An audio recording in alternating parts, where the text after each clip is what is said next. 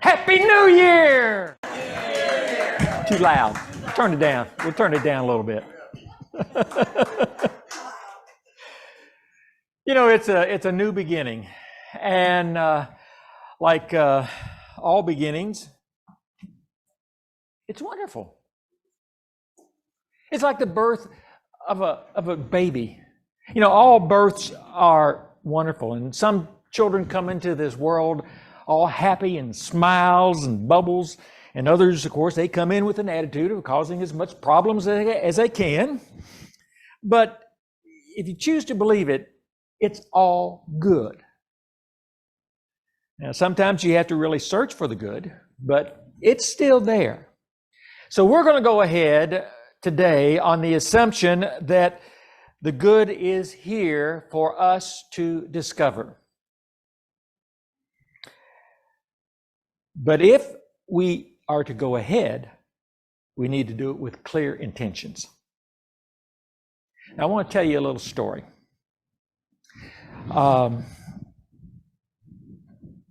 Davon Woods, 27 years old, he had grown up in the foster care system. And he said that he had never had a relationship with any parent ever. His own parents, the ones that fostered him, he never had a loving relationship with them at all because he would bounce from one to the other. Now think about that.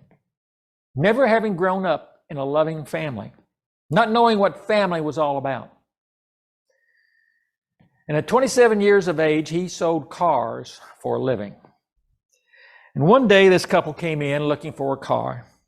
And they got to talking, and David told his story and growing up as a foster child with families that didn't really love the children, but they knew that if they fostered them, then they would come and they would go, but they would get the money from it. That happens a lot, I'm afraid. He never stayed long enough in any family to experience a loving relationship. And that couple that he was talking to, after they heard his story, kept in touch with him. And when it was his birthday, they invited him to dinner, for a birthday dinner. And then they invited him for Thanksgiving and Christmas.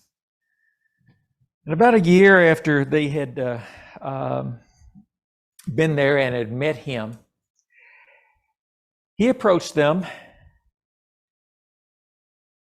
and asked the couple to adopt him.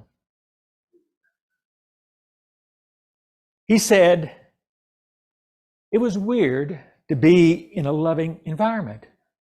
I've never had a relationship with any parents ever, adoptive or biological. It was something I'd always wanted. I'd always wanted to say, this is my family. Remember that story. We're going to get back to it in a minute.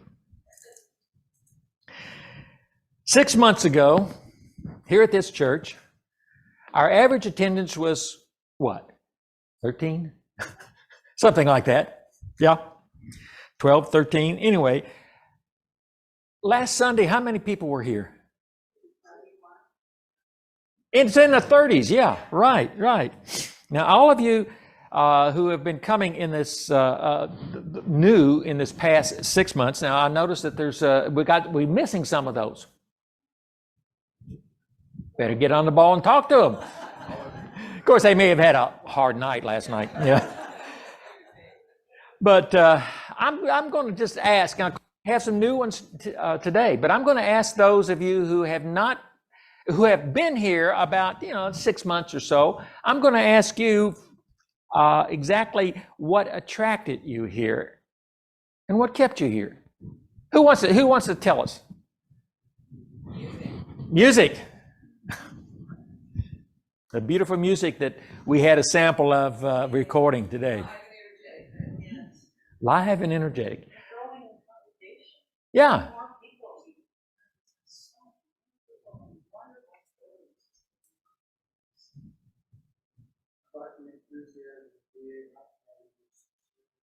Yeah, the sincerity, the enthusiasm. that was shown. Yeah, that's great. I can see that a lot of you felt at least accepted. You felt a feeling of acceptance. And of course, it was the music, probably the food. That may have had something to do with it. It could have been the. To me, it was the fellowship. Yeah, continued fellowship, continuity. Yeah. Sorry, that's exactly what it was. Family. There you go, family. The music was awesome, but the people, to me, why I had to do that. I thought maybe it was the craziness of Charles. Go ahead. What really struck me was the fact that we focus on the love of Christ and we move past the blood of Christ. Good enough. Yeah, great. Yeah.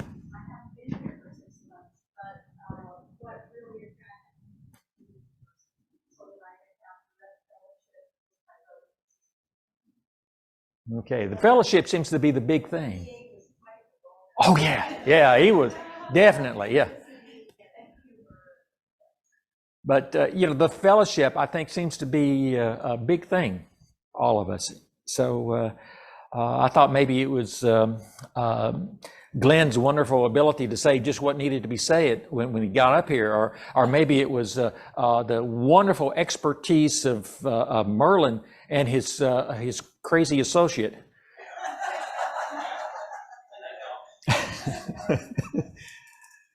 Of course, working on the meals, I'm sure that had a lot to do with it too. But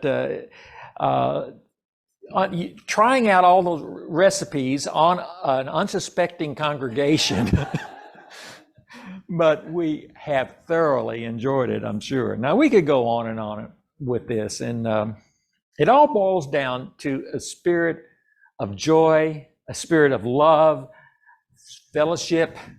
This is where it all comes down to. And now some of you may want to return to the way things were, the order of worship and everything the way they were. I see some heads shaking. Good. So, I could be up here and start playing something, but, with only 8 fingers, you can't really play the piano or a guitar. And so what I did was I got this. It's a flute that has just enough holes for my fingers. That's it. And I can blow 1 or 2 notes on it. Anyway, I got to take lessons.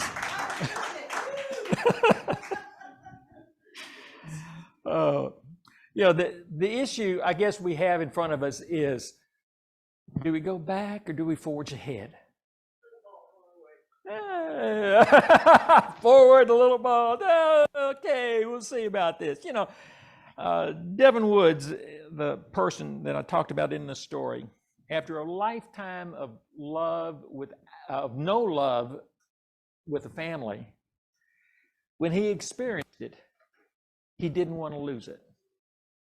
And I think that's what we in the past few months have experienced, something that a lot of churches don't have. And that is, it's fellowship, but it's also the Spirit that was alive within us. And we shared it one with another. We all got to participate and do things, and that made it wonderful.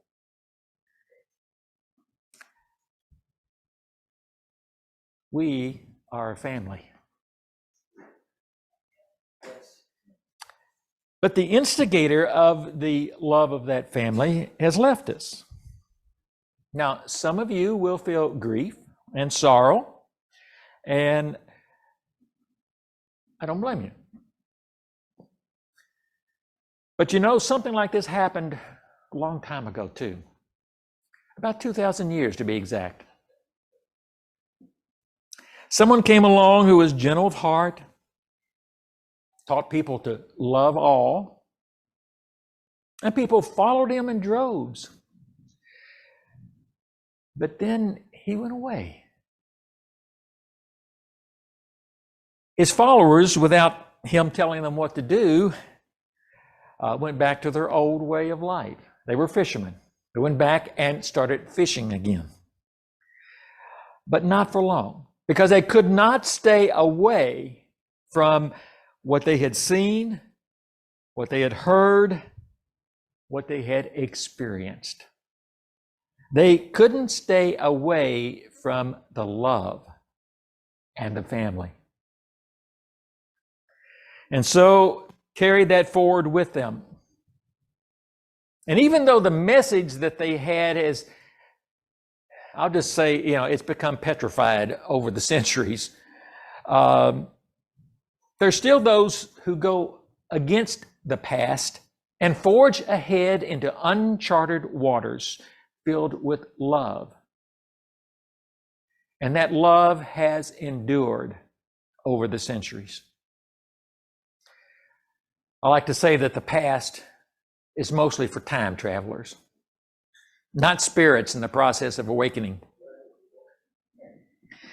Now, 2,000 years ago, there was the despondent followers of Jesus discovered that they discovered him coming back to them and to tell them not to give up, but rather to remember what they had learned, to remember what they had experienced.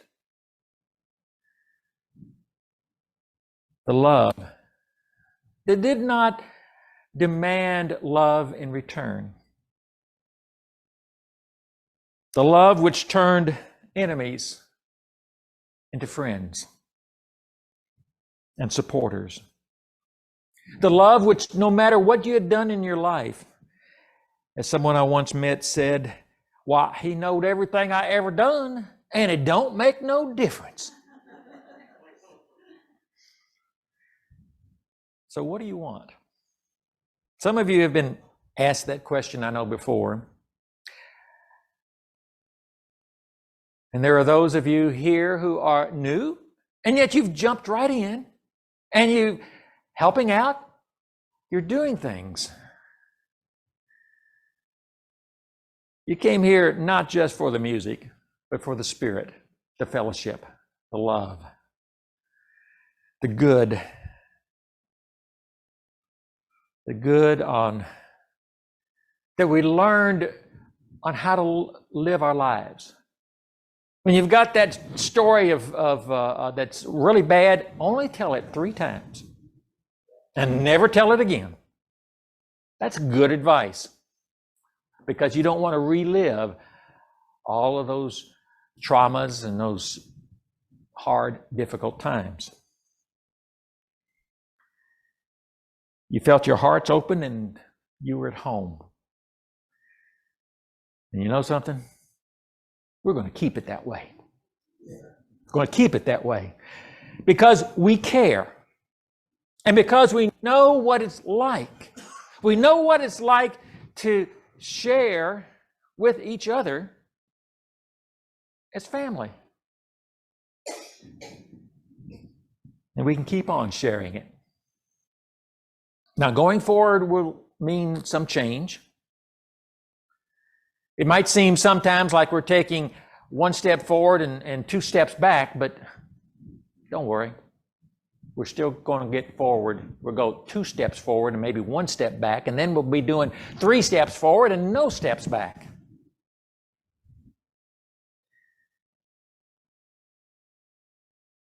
Because we experienced something in the past 6 months, something that not everybody has. I was a minister for 47 years in churches, and I saw a lot of churches that didn't have what we have.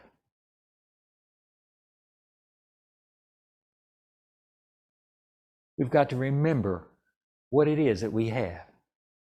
And we can remember it. Those CDs that BA gave us, pick that up, throw it in, and listen to them. That's got the enthusiasm and the advice of how to live. And that'll help us remember what it was like, what it is like, and what it can be like. So, even though you might be new to this congregation, you're going to help us carry it forward. It's your work and your play that will carry on the enthusiasm, the love, the acceptance, the joy of these past few months. You are the ones who are now stepping in to assist, to help with this or that. Even doing the meals and doing the physical things that you got to do around the physical plant, helping out in those things. That is where it is going. For you are the ones who are stepping in to create, to dream, and create a new world.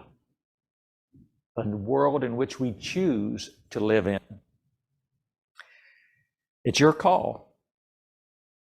And I, for one, am excited for you. And for us. I don't know what you're going to choose, but as for me, I will know all of the Christ I am.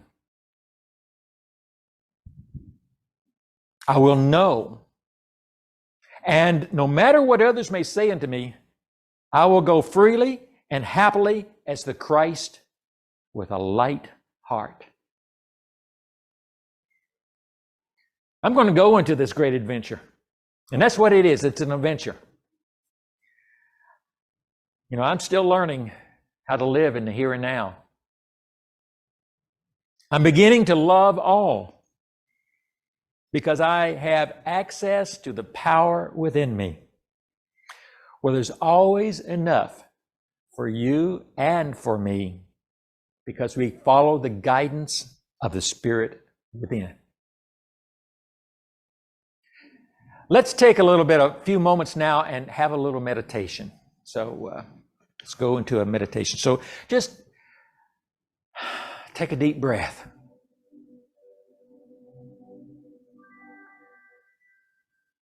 And then take another deep breath.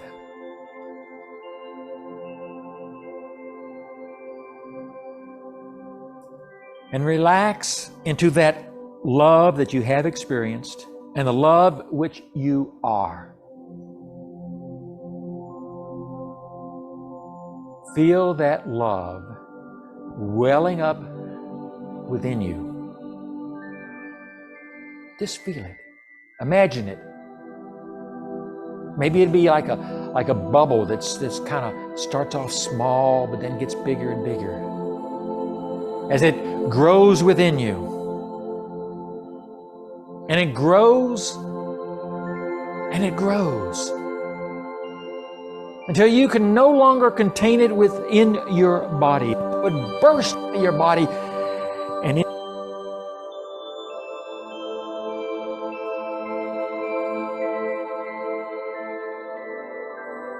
continues to grow until it surrounds and mingles with everybody here in this room. Imagine it, all of our energies and our love combining. And then the combined energy of that love expands to include all of Port Angeles. And it continues to expand, and it gets Victoria and Sequim, Washington, Canada, and the United States, all of the Western Hemisphere, all of the world. Imagine that in your mind's eye. And sit with this love for a moment. Seeing ripples that go out from you and from others. Ripples that mingle together and combine to create new waves of energy. For what you do here affects everyone else on the face of this earth, in the earth, and even off the earth.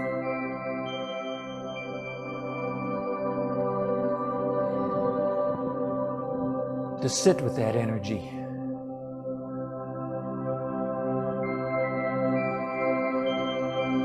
And feel it. And know it.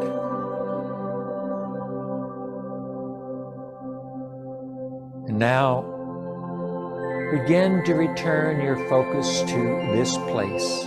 But keep yourself in that bubble of expanded love.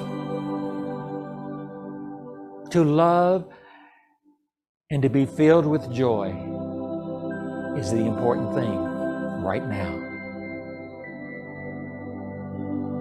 And there are many ways of expressing that love and that joy, of helping it to build itself stronger and stronger. You are an individual. And you have a special skill that nobody else has. You are unique. You might be aware of that skill or you may not. That quality of your being. But I know that others can see it in you. It is part of who you are.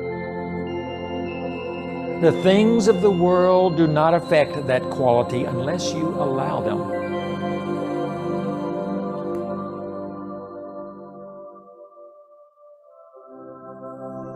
Freedom. Freedom of expression. Freedom of love and service for others. You do not want it to end, and so you determine that you will continue to express your true nature, your uniqueness, in all that you do, all that you say, and all that you are. You will know all of the Christ you are. You will know. And no matter what others will say unto you, you will go freely and happily as the Christ with a light heart. And so it is. Amen.